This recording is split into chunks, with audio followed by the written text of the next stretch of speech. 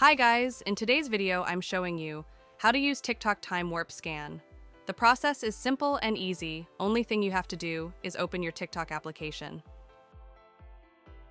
And here, try to post the new thing on TikTok because you can use effect when you record videos in TikTok. So tap on this plus icon, which is on the bottom of your mobile screen.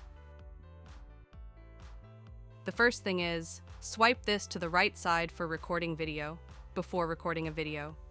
Take a look on the bottom left. You can see the option effects, tap on it. And here, tap on this search bar and in the search bar.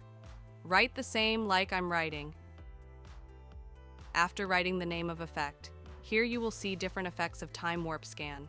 So from here, select which you like the most. But I will select the first one because you can see 8.3 million videos are already created using this filter, so it is pretty much popular. I'm selecting the first filter. So here you can see the effect has started working, and you can see it's working perfectly. You can also change the direction of this.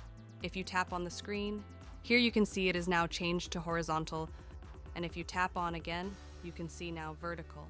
So it was the basic way by which you can use time warps can filter off TikTok.